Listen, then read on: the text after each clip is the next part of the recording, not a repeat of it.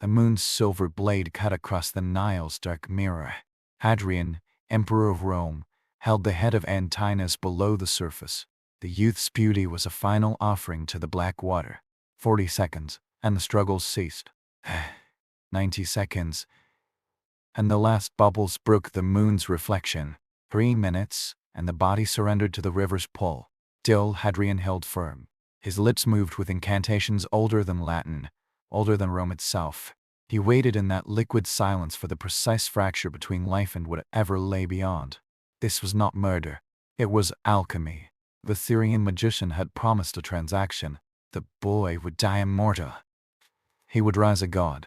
His soul, captured at the precipice of ecstatic expiration, would ferry its youth to the aging emperor. Decades of life for Hadrian. Eternal divinity for Antinous. A calculated exchange where only the currency was a human breath. The water around the still form began to shimmer. Perhaps it was disturbed phosphorescence. Perhaps it was something else. Hadrian felt a current pass from the cooling flesh into his own veins. Perhaps it was the violent thrill of killing, dressed in mystic robes. Perhaps it was exactly what he had paid for. When his hands finally released their grip, letting the body drift toward oblivion, he was certain 20 years had flowed into him. The Egyptian priests, their faces unreadable in the gloom, assured him of the ritual's success. To suggest otherwise would have been a different kind of suicide. For dawn, Antinous was declared a god. For the month's end, the city of Antiopolis clawed its way from the desert's Andes. Before the year turned, 2,000 sculptors' hammers began to chip away at marble, seeking the dead boy's face in the stone. An empire would bow to a deity whose drowning was an 18-month project, a theological murder disguised by mystery cults and celestial charts. But this scene holds a deeper chill than the familiar tales of monstrous emperors. This is not Nero's fiddle against the backdrop of flame, not Caligula's war with the sea, not Commodus playing gladiator in the blood-soaked arena. Those stories have been polished into grotesque legend. Their power to horrify has been dulled by repetition. You venture now into a darker archive. Here are emperors whose names history whispers, not shouts. Men whose practices made Caligula seem a petulant child. They transformed the absolute power of Rome into an engine for desires so specific, so consuming, that even historians hardened to atrocity could not bring themselves to write the full truth. Caligula, who turned his mother into a monument of complicity. Valentinian I, whose rage physically burst the vessels of his brain. Constans, whose appetite for barbarian beauty required its own bureaucracy. Hadrian, who traded a lover's last breath for promised immortality. Valentinian III, who systematized the rape of the aristocracy. Maximinus Thrax, the 8-foot colossus for whom intimacy was an act of anatomical destruction. Valens, who blended sovereignty with sorcery until the battlefield at Adrianople burned with unnatural fire. These men did not merely abuse their power. They revealed its ultimate, logical conclusion. When authority recognizes no law but its own hunger. When every person is reduced to a potential instrument. When lovers become ingredients in rituals that would shame the oldest, darkest gods. Rian pulled the dripping form of Antinous from the water one final time. Not to revive him, but to whisper into an ear that heard nothing. Words about which parts of the boy would be frozen in empire-spanning stone. Words about how death was merely the first step of an eternal surface. Words about appetites that not even the grave could satisfy. The priests who prepared the astrology, who chanted the spells, took vows of eternal silence. Or so it was believed, until archaeologists, digging in the Egyptian earth near where the boy-god died, found pots. And within those pots, papiers, written and copied by trembling hands. A testimony from the priests themselves, hidden for centuries, screaming to be heard. It began, this is what truly happened when a god was made from a murdered boy. For we walk with these forgotten monsters. If stories peeled from history's darkest layers hold meaning for you, consider leaving your mark. Let me know in the comments where you are listening from. Our connection across continents and centuries, united by a look into the abyss, is what makes this exploration possible. Aurelius Saturnians, nicknamed Caracalla for the cloak he wore, inherited the throne in 211 AD alongside his younger brother Geta. Their father, Septimus Severus, had forced this joint rule, hoping shared power would forge peace. Instead, he forged a nightmare. The imperial palace in Rome became a divided fortress. 2 emperors, 2 households, 2 sets of guards, glaring at each other across courtyards. The only bridge between the hostile camps was their mother, Julia Domna. She became a messenger of dread, carrying words between her sons who wished each other dead. Her private quarters, the sole neutral ground, became the stage. The murder of Ghetto was quick, a betrayal in the very space meant for familial sanctuary. But what followed the spilling of blood was a colder, more systematic horror. Before Gedde's body lost its warmth, Caracalla began the eradication of his brother's memory. 20,000 souls were purged. Not just allies, but friends, servants, tutors, poets who had ever praised him, even children who might have smiled at him in the halls. This was more than a Aedi Alma Maria Ihi. It was an attempt to unminus Rita life. Gedde's face was chiseled from family portraits, his name scraped from public monuments. Caracalla went further. He ordered the repainting of murals in private villas, his brother's image painted over, burned Gedde's childhood letters. He executed the old nurse who had sung lullabies to them both, because her memory held a time before the hatred. And then he turned to his mother. Julia Domna was forbidden to mourn, not in public, not in private.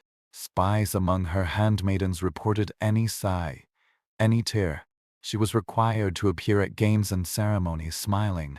She praised Caracalla's sole reign in speeches. He had to pretend her younger son had never drawn breath, while the ghost of his blood seemed to stain her airy robes. Ancient sources like Cassius Dio, who lived through this terror, hint at a deeper corruption. The emperor who murdered his brother in his mother's arms, then demanded she share his bed. Not as a political figurehead, but as a wife in all but name. The evidence is veiled, but persistent. Caracalla exiled his own wife, Plautilla, to an island where she was later killed. He took no other empress. Julia Domna began to appear beside him in ceremonies with the honors of a consort. She received ambassadors in his chambers. On military campaigns, they shared a tent, a sight that scandalized the legionaries. Parodian notes her transformation after Gedde's death. She adopted the hairstyles of much younger women. Her garments, though rich, were cut in revealing ways and becoming of a mother and Augusta. These were not her choices. They were imperial commands. Caracalla was reshaping his mother into a creature that suited a desire even Rome could not name. Her Syrian heritage fed his obsession. He spoke of Eastern myths, of sacred unions between mother and son that birthed new dynasties of gods. He was not making excuses. He was writing a new scripture, with himself as both prophet and deity. Papyrus fragments from Egypt, likely palace servants, accounts, tell of sounds from the imperial bedroom. Sounds of struggle, of pain. They describe Julia emerging with bruises layered beneath her cosmetics. They mention physicians summoned for injuries that had no place in a queen's chambers. They record her desperate requests for certain herbs to prevent conception or to end it. Publicly, the facade held Julia Domna, mother of the Senate, mother of the camps, patron of philosophers. The titles rang hollow, a cruel joke understood by all who knew the truth. She maintained this performance for 6 years, until Caracalla was assassinated on a dusty road in 217. When the news reached her, witnesses say she let out a sound laugh that held no joy, only the release of a taut string finally snapping. Then, she stopped eating. She refused treatment for a cancer she had long concealed. She died within weeks, not of disease, but of a will to end the performance. But death offered no sanctuary. Caracalla's will demanded their bodies be interred together, arranged in a manner that mocked all tradition. The priests, horrified, obeyed.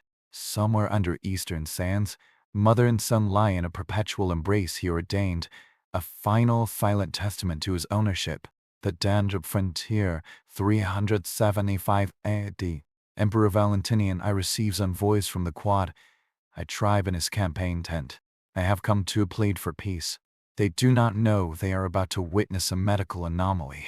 The emperor begins speaking, his voice a low, controlled rumble listing treaty violations. But as the list grows, so does the pressure within him. He'll ever see the change. The cords in his neck stand out like ropes. His face darkens from flushed red to a terrifying purple. Spittle flies as his words accelerate, coarsen, lose all coherence. They become guttural. Anima he is no longer speaking. He's erupting. The vessel bursts. Blood erupts from his nose, his ears, the corners of his eyes. He collapses, convulsing. Dead in moments from a cataclysmic hemorrhagic stroke, the literal explosion of his own fury. This was not an isolated event. It was the terminal event in a reign governed by weaponized rage. Valentinian used his temper as a tool of statecraft, a calculated terror. But its application was precise, and oft unsexual in its cruelty.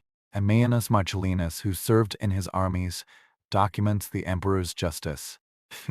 When a man was accused of treason, his entire family was assembled, not just to watch his execution, but to participate in their own violation. Wives were stripped under the pretext of searching for marks of conspiracy. Daughters were taken for private interrogation. These interrogations occurred in chambers adjacent to the court. They lasted for hours. Women emerged broken, garments torn, shadows haunting their eyes. Some did not emerge at all. The bodies were later found in the river, bearing signs that questioning had become something else entirely. Noble families learned to adapt, but when summoned, they sent their plainest daughters, their oldest wives. A desperate strategy that rarely worked, for Valentinian's desire was not for beauty. It was for domination, for the act of defiling what another man held sacred. One case seared itself into the Senate's memory. A senator named Maximus stood accused of graft. During the proceedings, Valentinian ordered the man's wife brought forward. For the assembled court, he commanded her clothing be cut away with daggers, claiming to search for hidden documents. Finding none, he declared the evidence must be internal. He ordered a cavity search, and he watched.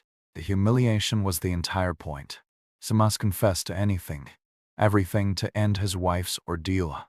He survived, but retreated into a silence that lasted until her death. The lesson was learned. Those the emperor, and you will watch him violate the very core of your world, all under the pristine banner of Roman law. His own wife, Justina, was paraded naked before barbarian auxiliaries. He called it a display of Roman virtue. At state banquets, she was made to serve wine wearing only jewels, then offered as a prize to favored generals. He endured because refusal meant the death of her children. The bureaucracy of his appetites was vast. Officials were promoted not for wisdom, but for procurement skill. A man named Maximinus rose to power by sourcing specific requests. When girls from Gaul, Eve urged him with hair like spun copper from Syria. A boy who resembled Alexander in his youth. This was not random decadence. It was a state-sponsored trafficking network. Military victories were followed by imperial selection. Valentinian would walk the lines of captive Germanic tribes, not choosing slaves for the market, but concubines for his private compounds. He preferred the daughters of chieftains. Their violation was a political statement, enacted upon their flesh. The palace developed a lexicon of euphemism, private consultation, enhanced interrogation, imperial inspection, a language of lies that everyone spoke fluently. His death was met with a palpable, though unspoken relief. The quad-eye envoys who saw his brain explode reported that the Roman courtiers seemed stunned not by grief, but by the sudden silence. His son Gratian quietly emptied his father's private quarters. Most of the women were too shattered to return to any semblance of life. The medical grotesque, or i.e. of his end, fascinates. The same rage he wielded as a weapon finally turned its fury inward, achieving in seconds what his enemies could not in years. A final, violent justice of physiology. January 350 AD. The usurper Magni Ntius soldiers hunt, a fleeing figure through the frozen Illyrian waste. The man is Emperor Constan's eye. Abandoned by his own army, they had finally revolted, sickened not by tyranny in the abstract, but by the specific, pervasive perversion that had rotted military discipline from within. He would die alone, betrayed by the very men sworn to protect him. Constans had inherited the Western Empire from his father, Constantine the Great.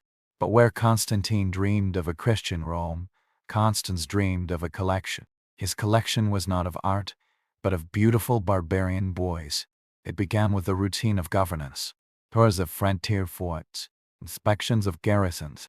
These were not military reviews. They were shopping expeditions. When Germanic tribes sent hostages to secure treaties, Constans personally made the selections. The criteria were exact.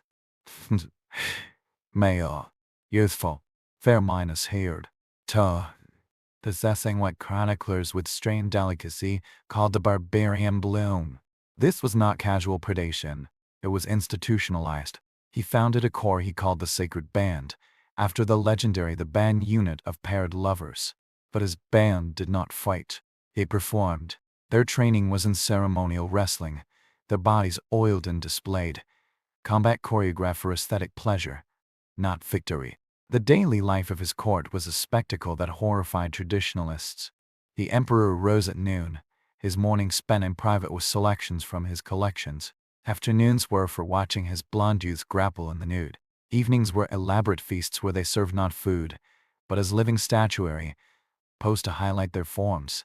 Seigneury campaigns were diverted, treaties warped, for the acquisition of a single boy. During talks with the Franks, he saw the chieftain's son, a youth named C.H. Lothar, described as having hair like summer wheat. Constans immediately restructured the entire peace, granting territorial concessions that weakened Rome's frontier, all to have the boy as his guest. The privileges he showered on these barbarians were an insult to Rome's warriors. They received citizenship without service. They wore the purple trim of senators. They commanded salaries that dwarfed a legionary's pension. Veterans who had bled for decades washed foreign boys, who had never held a sword, reap rewards beyond imagination. Darker still were the private rites. Constans drew from pagan mystery cults, creating ceremonies that merged Germanic ritual with Roman pomp. They involved midnight gatherings in subterranean chambers, initiationists that seemed to consist of acts violating both Roman law and barbarian honor. A Frank named Silvanus, who later became a Roman general, left a coded memoir. He was 14 when chosen. He spent 3 years in what he called gilded captivity. He learned Latin and Greek and other, more physical arts. He learned to read the emperor's moods, to position himself in the light, to feign pleasure in acts his own people called abomination. The administrative machine supporting this hobby was immense. Scouts patrolled the borders, filing reports not on troop movements, but on the physiques of local youths. Merchants were paid as spotters. Diplomatic missions included assessments of a tribe's beauty, alongside its military strength. 4. And policy bent toward procuring human ornaments. Some tribes learned to exploit this. The Alemanni would parade their handsomest young men during negotiations. The Vandals sent gifts of selected boys to secure favorable terms. The Sarmatians traded a pair of famed twin brothers for Roman military support, using their son's beauty as a weapon. The Roman Senate fumed, powerless. Constans would hold council with a favorite lounging at his feet, being fed grapes as senators debated war and taxes. Critical legislation gathered dust, while he whispered with a blonde youth who spoke in broken, accented Latin. The final provocation was his attempt to marry one of them, a Vandal prince named Dolphila. Roman law had no concept for a same-sex marriage, let alone with a barbarian. Constans drafted legislation to create one, seeking to reshape the bedrock of Roman society for his personal obsession. The army had endured enough. Magni Entius, a general of barbarian descent himself, harnessed the soldiers' disgust. He promised to purge the perfumed boys, to restore Roman dignity, to make the legions masculine again. The troops, who had watched their emperor fondle Germans while the frontiers decayed, flocked to his standard. Constans died as he lived abandoned. His beautiful barbarians fled at the first sign of danger. His last words, to the soldiers who cornered him, were to ask if all Philo was safe. The Vandal prince was already riding with Magni Entius, having traded his lover's secrets for passage home. The Nile again. The imperial barge, a floating palace, drifts on the sluggish current. Hadrian conducts a ceremony of his own design, one that puzzles the attending Egyptian priests. At its heart is Antinous, beautiful, doomed to be a sacrifice, a suicide, or something between. History still whispers all three. Hours later, the boy is dead in the water. Hadrian emerges from his cabin, speaking of visions of transformation. Within days, Antinous is a god.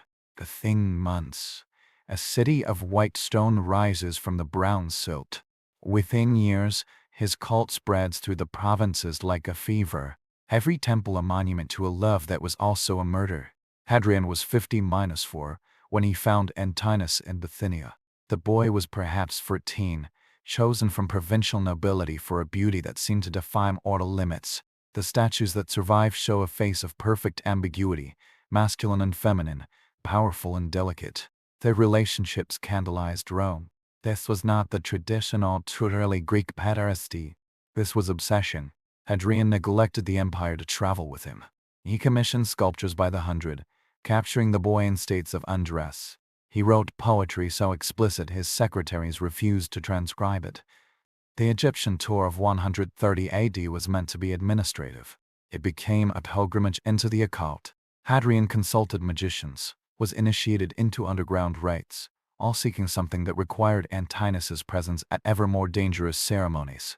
Priests, questioned later under Darius, revealed the emperor's true interest. Not piety, but longevity, soul transference, the creation of a divine being through a specific, timed death. He was particularly fixated on the Osiris myth, where murder, dismemberment, and resurrection are tied to sacred sexuality.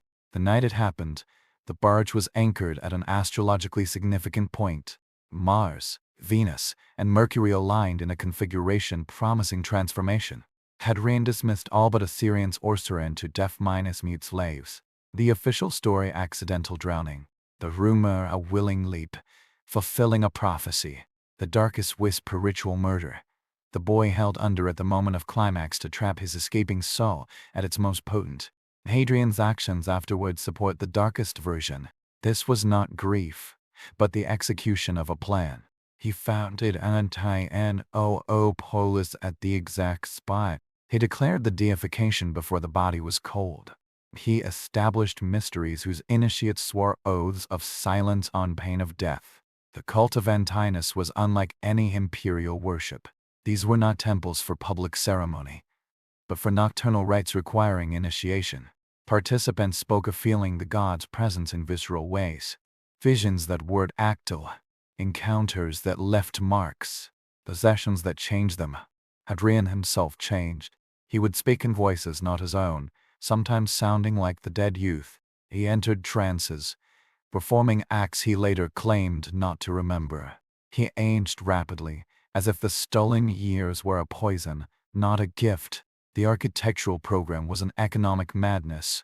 Over 2,000 statues, temples in 30 cities, coins flooding the markets, games that drained the treasury. This was not memorization. It was necromancy on an imperial scale, an attempt to rebuild in marble what he had destroyed in flesh. Private letters, preserved in desert monasteries, suggest Hadrian believed he had succeeded. He writes of conversations with Antinous years after the drowning, of physical encounters that exhausted him. He claimed the boy's spirit migrated between his statues, a restless, marble-bound ghost. The mysteries of Antinous blended Egyptian death cults with Greek eroticism. Initiates underwent symbolic drowning and resurrection, reenacting the emperor's relationship with the deified youth. Reports from cities spoke of participants emerging profoundly altered, mentally and physically. Modern archaeology finds strange evidence at Antinous sites. Statues anointed with unidentifiable substances. Temple foundations with odd, resonant chambers meant to disorient.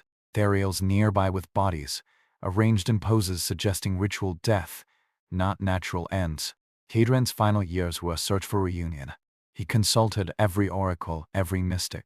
He attempted ceremonies whose requirements were so grotesque suppliers refused.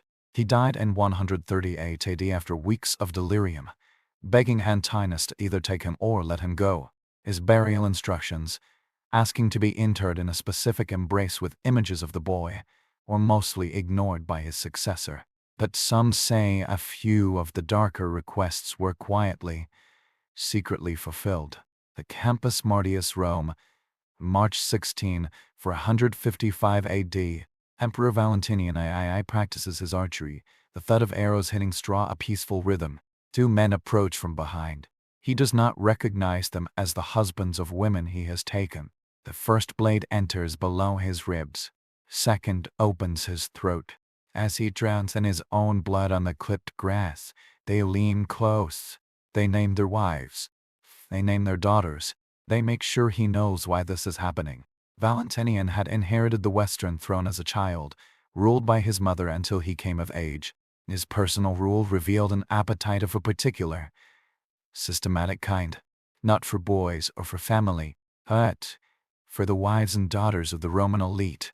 Violation as a direct expression of political power. The method was bureaucratic. Summon a senator for consultation. Order him to bring his family as proof of loyalty. During the meeting, have the wives and daughters taken to an adjacent chamber for private audience. The walls were thin. The sounds carried. The message was explicit and delivered in real time. Your rank is meaningless. Your family is mine to use. You are powerless. Senators sat through discussions of tax policy or border defense, listening to the muffled distress of their women through the plaster, forced to maintain composure. Afterward, they had to thank the emperor for his wisdom, their violated wives standing pale and silent beside them. A senator named Petronius Maximus began keeping a secret journal. Dates, names, aftermath. Some women took their own lives. Others were divorced by ashamed husbands. Many fled to convents, the only sanctuary left. The emperor used legal fiction. He appointed women as imperial advisors on feminine matters, requiring their presence at court. He formed a council of matrons. Refusal was treason. One case broke the unspoken rules. Lys and Ia Maxima, daughter of a powerful general, was betrothed to a young senator. Valentinian summoned her for consultation on wedding arrangements. She returned home shattered, her body bearing the marks of imperial interest. Her father, the general, demanded justice. Valentinian had him arrested for conspiracy, using evidence of a plot the general was, in fact, forming, tipped off by his own spies. The threat was eliminated. The daughter remained available. The palace itself became a machine. Schedules were kept. Doctors were on stand by to treat injuries quietly. Servants who saw too much were transferred to fatal posts on the frontiers. The entire apparatus of state facilitated serial rape. Foreign kings refused to send female relatives as envoys. Allied realms hesitated to arrange marriages. The empire's diplomatic standing frayed at the edges. The end came when he targeted one woman too many. Her identity is lost, but her avengers are not. Husbands and fathers, men who had been political rivals, united by shared humiliation. The assassination was a public ritual. 16 wounds were found on Valentinian's body. The killers took turns, each strike accompanied by a name. For Lucia, for Marcilla, for Slavia. After his death, the record surfaced. Lists of summoned women graded. Medical reports. Whoa, pipe and ledgers for silence. The cold bureaucracy of rape laid bare. Petronius Maximus, one of the avengers, took the throne. He lasted 70-7 days. In a final irony, he forced Valentinian's widow, Elysian Eudoxia, to marry him, repeating the cycle of violation. In revenge, she is said to have sent a message to the Vandal king, Gaius Eric. She gave him a list of names the senators who had enabled her husband. When the Vandals sacked Rome that same year, they targeted those houses specifically, taking their women as spoils of war. A Roman emperor had taught barbarians how to use rape as a weapon of politics. A military camp on the Rhine, 237 AD. Maximinus Thrax sits upon a reinforced throne that groans under his mass. For him, Germanic captives are sorted, warriors for the arena, the rest for the slave markets. But Maximinus points to a young woman, tall and strong minus slimmed. She is taken to his tent. He may emerge hours later, walking with a strange, broken gait, her pelvis damaged by an anatomy not meant for her. The ancient Orses claim Maximinus stood over 8 feet tall. His hands could cup a man's skull. His strength could bend armor. But his sexual appetite presented a unique, logistical problem. He was a giant, and the human body was not built to accommodate him. He rose from Thracian peasant to emperor through sheer, terrifying physicality. In battle, he killed men by crushing their heads. In the bedroom, the risk was similar. Partners risked death from the simple mechanical stress of the act. His desires required a specialized supply chain. Agents searched for women who might survive tall, heavy minus boned, often from northern tribes. Medical accounts describe injuries akin to trauma from a fault or in ligaments, dislocated joints, internal bleeding. Some died during the attempt, their bodies failing under pressures they were never designed to withstand. Frustration bred invention. He commissioned devices, frames, and supports to position and to protect partners. He experimented with soporific and muscle relaxants. He sought magical salves and potions. One account tells of a woman named Claudia, prepared for weeks with exercises and stretching. The event required for attendants to position her. She survived, but never walked again, confined to a wheelchair for her remaining years. Camp culture adapted. Soldiers scouted for suitable women as a form of currying favor. Tribes learned to offer their largest females as tribute, breeding for size like cattle. The dehumanization was total. Public life required orchestrated deception. Survivors were hidden until wounds healed. The dead were reported as victims of sudden fever. Families were compensated or threatened. The empire conspired in a vast, silent lie. The giant's own psychology curdled. Ancient writers speak of his towering rages after failed encounters. He smashed furniture. He executed failed procurers. Battlefield brutality and sexual frustration fused into one towering wrath. Historians now suggest a pituitary condition, causing both his gigantism and a possibly heightened, insatiable libido. A cruel biological joke, desires amplified by the same condition that made their fulfillment a physical impossibility. The cost was staggering. Special furniture, medical care, the procurement network, the trained resources needed for the legions. His own soldiers, grumbling over short rations, finally turned on him during the siege of Aquileia in 238. They killed him in his sleep. His head was sent to Rome. His massive body required a wagon. Even in death, he was a logistical anomaly. After his fall, the hidden victims emerged. Women across provinces told their stories. Children of unusual size were acknowledged. The full scope of the damage, once fear of the giant was gone, became clear. Archaeology confirms it. Reinforced furniture at his palaces. Female skeletal remains from the period with distinctive, catastrophic pelvic trauma. The myth was understatement. The imperial palace in Constantinople, summer 376 AD. Emperor Valens presides in a chamber that does not officially exist. The air is thick with strange smoke. Fulful's old women lie arranged in ritual patterns, drugged into stillness or trained to it. At the center, Syrian mages chant, promising to unlock powers that will cement his reign for 10,000 years. Instead, they are unlocking the gate to Adrianople, for Gothic cavalry will annihilate his army and consume him in flames. Witnesses swore burned with an otherworldly heat. Valens, ruling the East, had channeled his urges differently from his brother Valentinian. Where his brother used rage, Valens used ritual. It began with defense, fear of magical plots from rivals, but it became an obsession. He wanted not just protection, but dominion through the arcane. Ammianus Marcellinus writes of constant trials for magic in the city. These were not purges of superstition. They were eliminations of competition. Valens wanted a monopoly on supernatural power. He assembled a court of the forbidden, Egyptian necromancers, Persian magi, Thracian witches, Syrian hieragules, sacred prostitute. The palace became a crossroads for every condemned knowledge in the world. The rituals demanded specific ingredients. A nightmare procurement list: virgin's blood taken at first light, the first flow of a girl's menstruation, fluids collected during orgiastatic rates timed to planetary conjunctions. The women involved occupied a liminal space. Some were victims, clearly coerced. Others appeared to be willing acolytes, their minds reshaped by drugs and doctrine. Many existed in a permanent, chemical haze, where consent was meaningless. Optic texts from Egyptian monks describe one ritual: the creation of living Telmasnims. Women worse, elected for astrological and physical traits. Through scarification, drugging, and repeated ceremony, they were transformed into conduits for power. Kept in sealed quarters, they became human batteries, their life minus for stabbed by the emperor for his sorceries. The physical cost was horrific.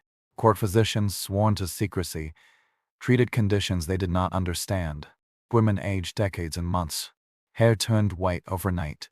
Some gained Diri abilities: prophecy, remote vision, speaking in tongues.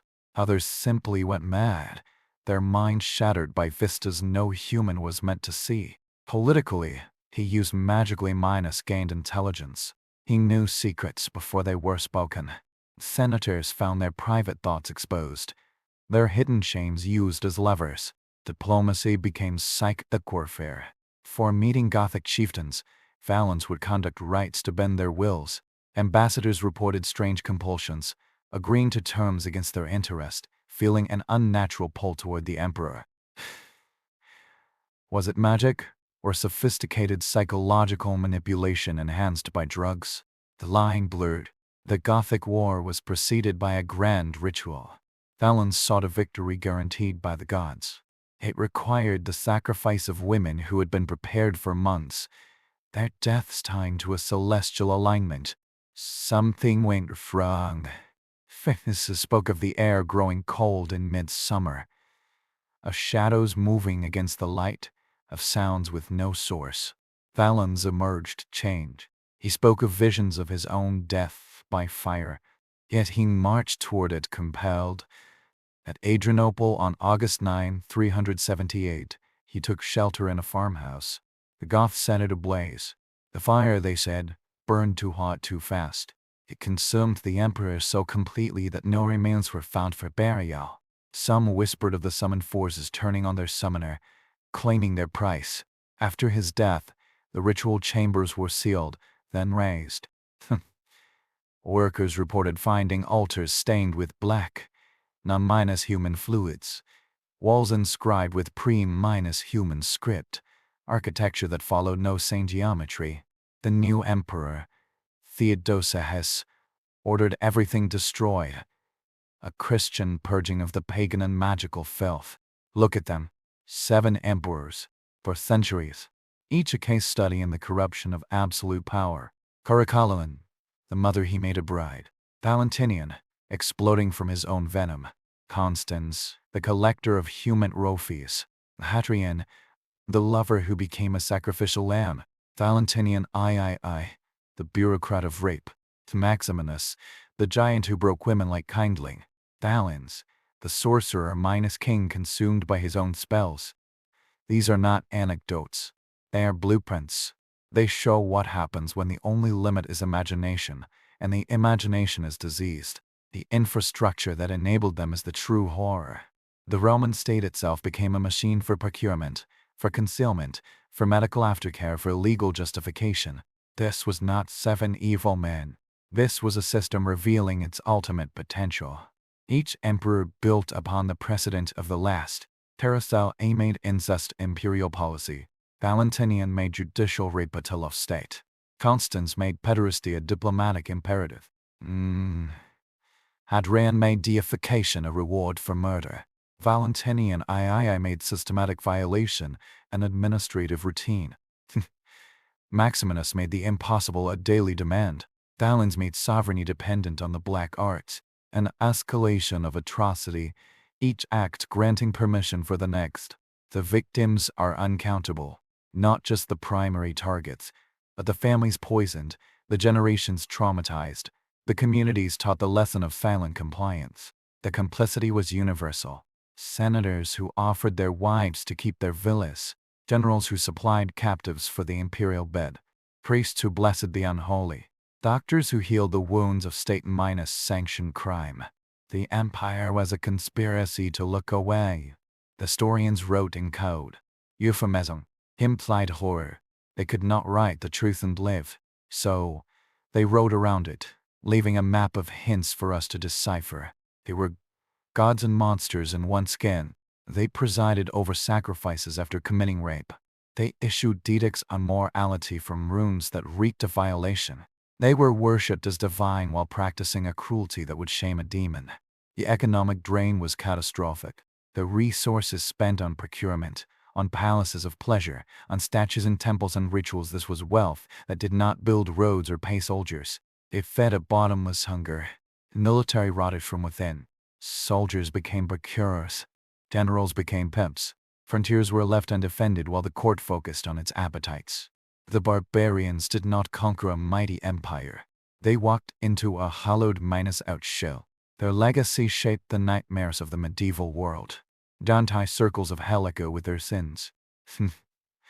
Moralists for 1,000 years would point to them and say, "This is power without God.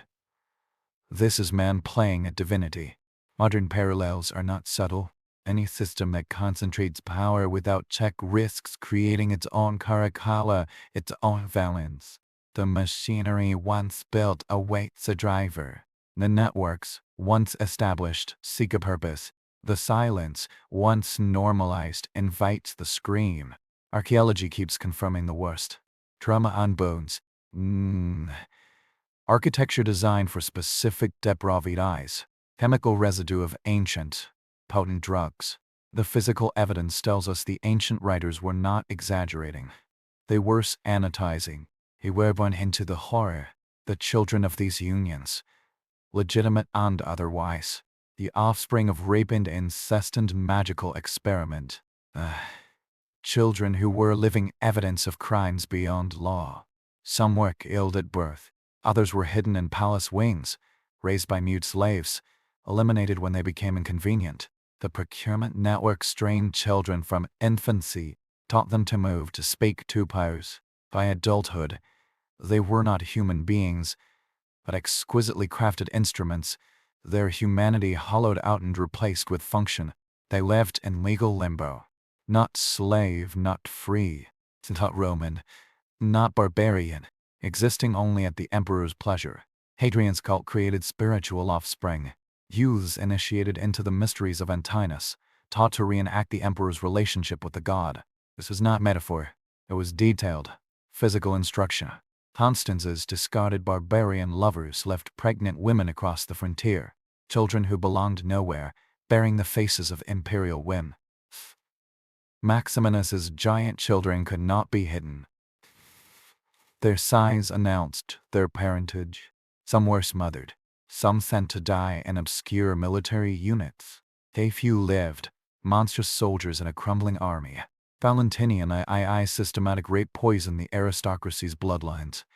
Children in noble houses who bore the emperor's features. Inheritances contested over open secrets. The emperor had bred confusion and shame into the very heart of Roman nobility. Valens's magical experiments may have produced children with uncanny traits. Infants who knew things, who spoke to invisible friends, who caused objects to move. Most were quietly disposed of. Rumors persist of some confined in distant monasteries. Their strange natures battled with constant prayer. The education of imperial children reflected their father's priorities. Languages to converse with foreign victims. Anatomy to understand limits. Not to find loopholes. They were raised not to rule, but to consume. Some tried to break the cycle. Elagabalus, possibly Caracala's own son, attempted reform through a different, flamboyant sexuality. He was murdered at 18, his body dumped in the Tiber, erased as thoroughly as his father had erased his uncle. Others embraced their inheritance. They competed to outdo their fathers in cruelty, seeing atrocity as a dynastic duty. These bloodlines did not fade. They had to be cut down by assassination by their own guards who could stomach no more.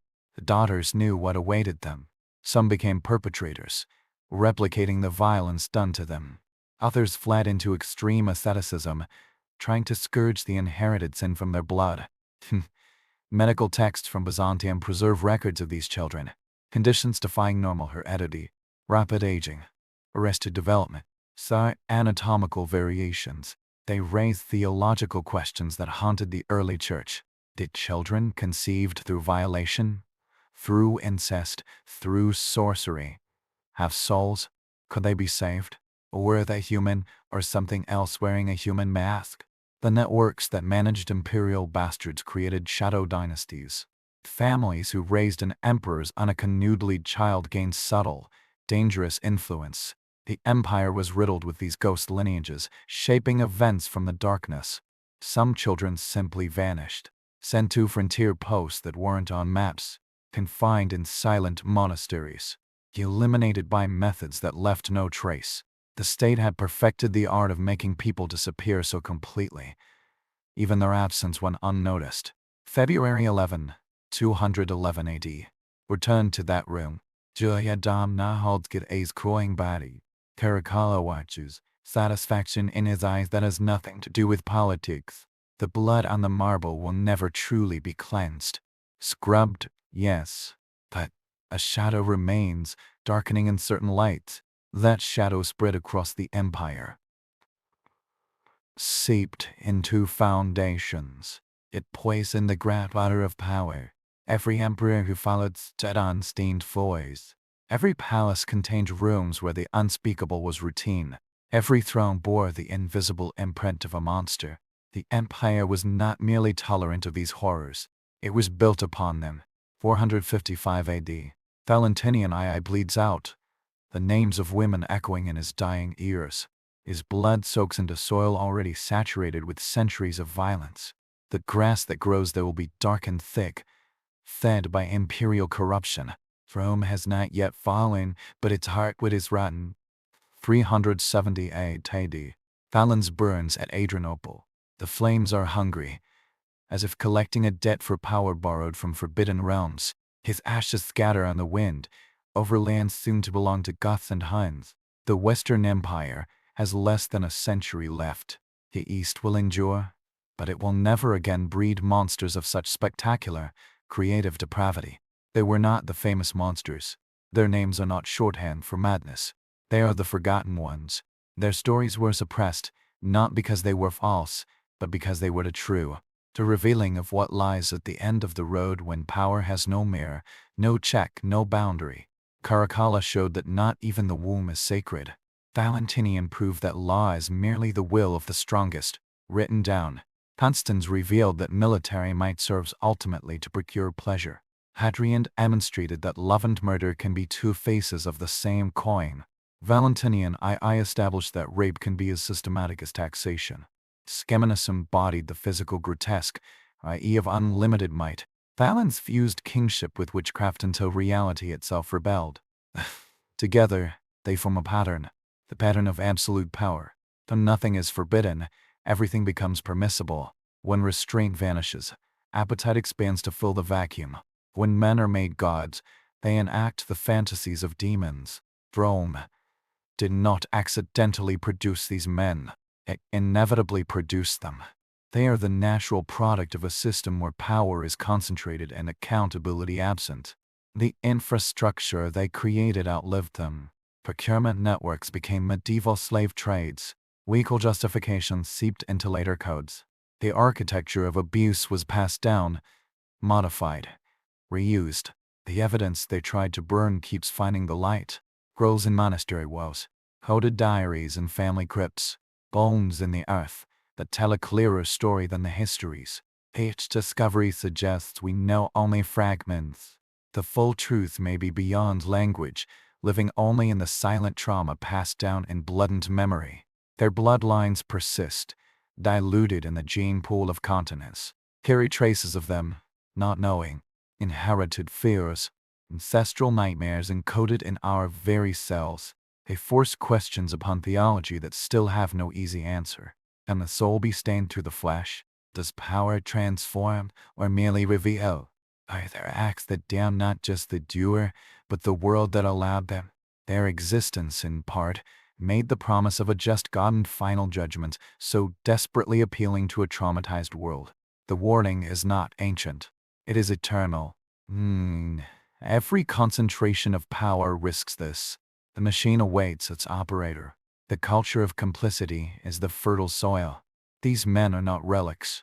They are reflections, dark and distorted, of a permanent human potential. We study them not for sensation, but for recognition. To recognize the shape of the abyss. To see that civilization as a thin veneer, that the systems we built to govern can be perverted to serve any appetite. That the ultimate fruit of unchecked authority is a harvest of horror.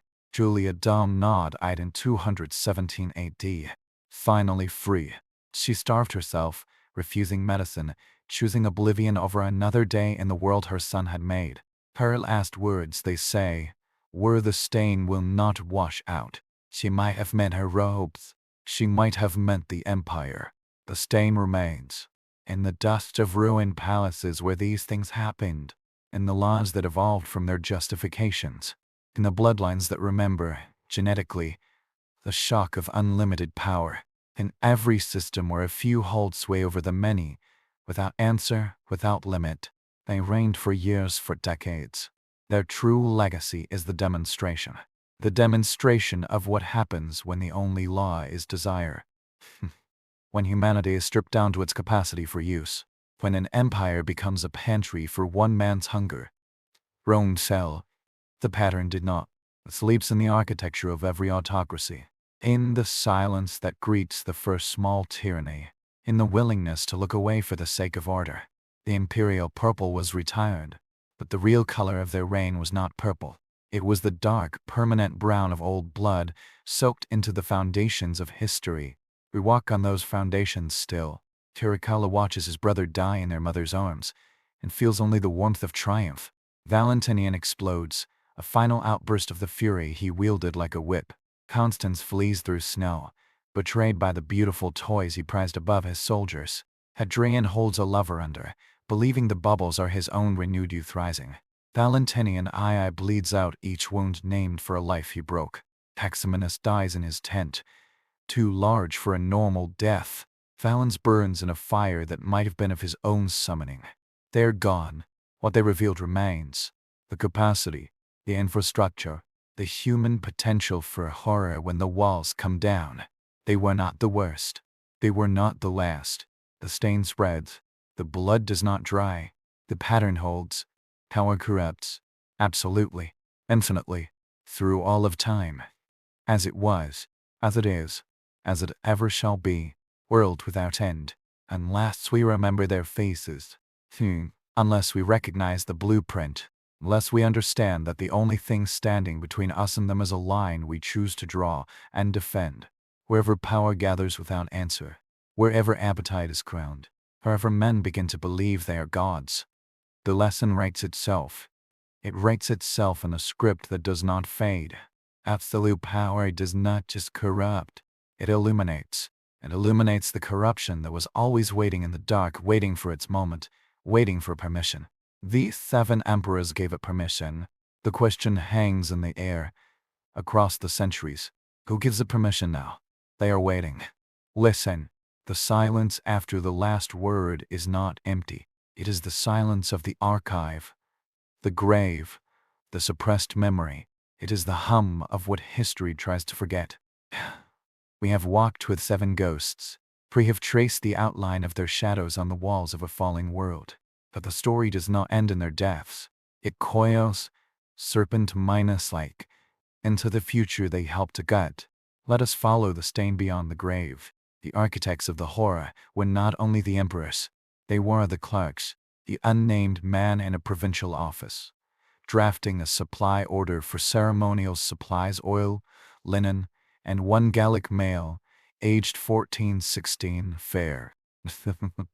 He did not question. The quartermaster in a frontier fort, selecting the most comely Sarmatian captives not for the market, but for the imperial courier. He did not wonder. The physician in the palace wing, mixing a poultice for bruising on a senator's daughter, his eyes fixed on his mortar, not her face. He did not speak. This was the true genius of the system. It distributed the guilt so thinly, so widely, that no single hand felt the weight of the blood. It was bureaucracy as anesthetic. Murder by 1,000 paper cuts of complicity. And the empire learned.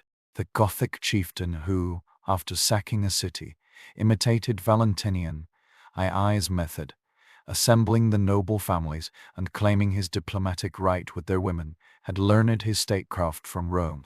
A petty king in a splinter realm, consulting astrologers and sacrificing a slave before a battle, was a poor student of Valence.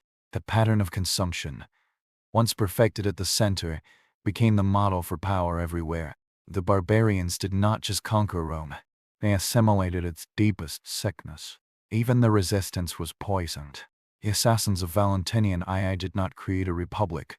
Tyrannical Maximus took the throne and repeated the violation, proving the throne itself was the corrupting agent, not the man. The soldiers who killed Constans for his Epimenius did not yearn for justice, but for a more masculine tyranny. They did not smash the machine, they demanded a different driver. The revolt was against the flavor of the oppression, not its fact. And the land remembered. In the places where these acts occurred, a kind of psychic scar formed. Antiopolis, that beautiful, empty city by the Nile, was said to be haunted not by one ghost, but by thousands. Pilgrims to the temple of the drowned god reported not just visions of a beautiful youth, but echoes of other drownings, a chorus of the silenced. The Campus Martius, where Valentinian II fell, was avoided at night by later generations. They spoke of feeling watched, of hearing not the thud of arrows, but the wet, choked gasps of a man counting his sins with his last breaths. The palace chambers in Constantinople, raised after Valens, were left as open ground. Nothing would grow there but a tough, bitter weed. The locals called it Orsurusru. The bodies told their own stories, if one knew how to listen.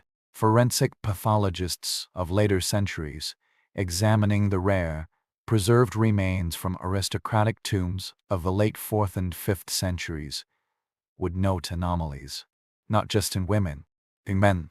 Evidence of repeated, severe pelvic stress fractures in young males from the Constantinian era, a silent testament to the sacred band. In female skeletons from Valentinian's reign, a particular pattern of microfractures in the ribs and wrists, consistent not with a single assault, but with sustained, ritualized restraint. The bones were edges, inscribed with violence the parchment histories dared not record. Theology struggled to contain the aftermath. What was the spiritual status of Antinous, a god created by murder? The early church fathers raged against his cult, not merely as pagan, but as something profoundly unnatural, a perversion of the very concept of divinity. Augustine would later grapple with the problem of evil wielded by those in divine authority. The stories of these emperors were as raw material. How could a world governed by a benevolent god allow such rulers? His answer, in part, was to use them as proof of humanity's fallen state, of the city of man mired in its own filth, a stark contrast to the city of God. They became, in his hands, not just historical figures, but theological exemplars of corruption. Their evil served a purpose in a grander narrative of sin and salvation. But what of their victims? Not the famous ones, but the anonymous thousands? Julia Duhamel as Mater Starnt, who washed the blood-stained sheets. The Frankish boy, torn from his family, who died of a fever in a perfumed Roman prison, his name lost. The Quad I envoy who carried the image of Valentinian's exploding head back to his people, a story so insane it became a legend of Roman madness. History has no ledger for their pain. We infer it from the silence, from the sheer weight of the administrative apparatus required to facilitate the emperor's desires. That apparatus implies a vast, submerged continent of suffering. And then the children. Always the children. The boy in the palace school taught to read Cicero while understanding his own body was a political tool for a future patron. The girl raised in a secluded villa, her education consisting of learning to paint her face and study her nerves, knowing her destiny was a summons to an imperial audience. They were not raised. They were cultivated, like strange, delicate orchids bred for a single, grotesque bloom. The most terrifying legacy is the normalization. By the end, it was not the acts that shocked the Roman elite. It was the inefficiency, the disruption. A senator grumbled, not that the emperor raped his wife, but that he kept her for 3 days, delaying an important vote on grain subsidies. A general complained, not that the emperor demanded the sons of allied kings as hostages, but that his tastes were so specific it destabilized the frontier. The moral horror had been replaced by bureaucratic annoyance. The ultimate corruption is not the act of evil, but the moment it becomes a logistical problem. We look back and ask, how could they not see? How could they not stop it? But they did see, and they chose not to see.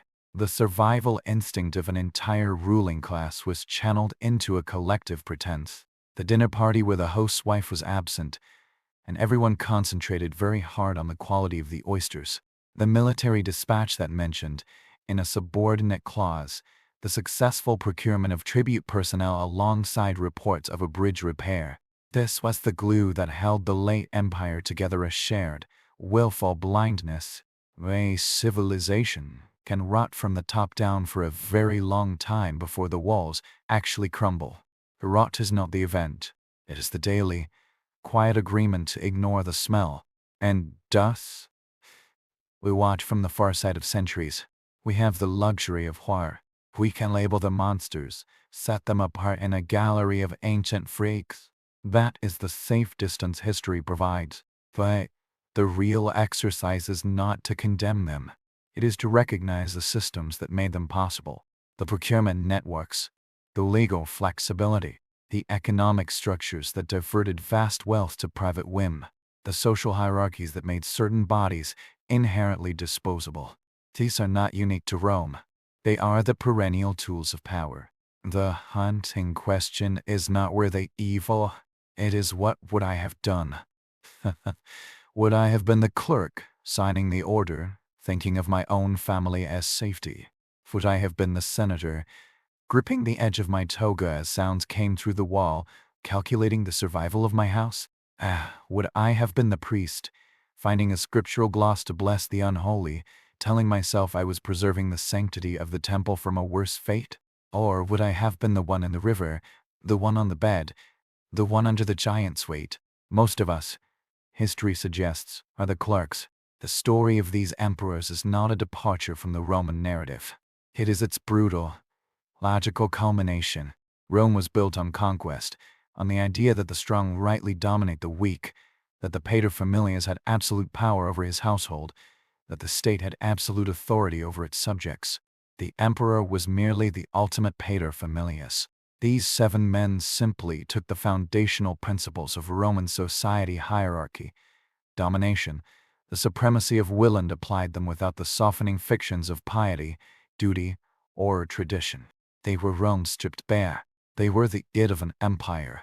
That is why their stories were suppressed, not just because they were shocking, but because they were too revealing. To condemn Caligula too thoroughly was to question the sanctity of imperial authority itself. To expose Valentinian II's system was to expose how the entire senatorial class had been neutered and made complicit. The histories that survived had to walk a tightrope, condemn the excess, but never question the system that produced it. They favors monsters, not blueprints, but the blueprints are there. In the ruins of Anti-Anoopolis, we see how love can be weaponized into eternal control. In the tax codes that funded Constance's elections, we see how state resources can be hijacked for personal pathology.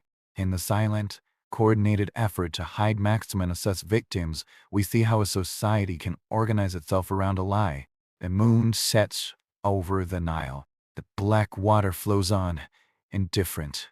Hadrian is dust, and Tinus is marble. The priest's papyrus is in a museum case. We have the testimony. We have the evidence in stone and bone and text. The story has been told. But a story is not a vaccine. Hearing about a plague does not grant immunity. It only tells you the shape of the fever. They are gone, but the throne remains. It is not a physical object. It is the idea of unchecked power. It is the quiet room where decisions are made without witness. It is the system that prioritizes the desires of the one over the needs of the many. It is the language that turns rape into consultation and murder into divine transformation. That throne has been rebuilt in 1,000 palaces, 1,000 capitals, 1,000 boardrooms across the centuries. The faces change, the rituals update, the essence does not. The final, chilling thought is this: we remember Nero's fiddle. We remember Caligula's horse. Their madness is almost comforting in its operatic absurdity. It is cartoon evil. The 7 we have walked with are different. Their evil was not chaotic. It was administrative. It was not the madness of an individual, but the logical output of a system operating as designed. That is a far more dangerous and far more common kind of monster.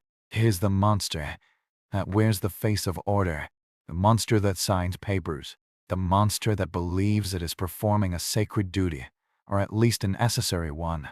The blood did not wash out. It never does. It soaks down, becomes part of the strata. Future empires build on it, unaware of the foundation, or choosing to be unaware. The stain is not a spot. It is a layer. We are all building on layers of old violence, old complicity. The choice is not whether we stand on the stain. We do. The choice is whether we acknowledge its color, its texture, its persistent, damped root, and whether in our own time we add to its depth or try, however feebly, to lay down a different kind of stone.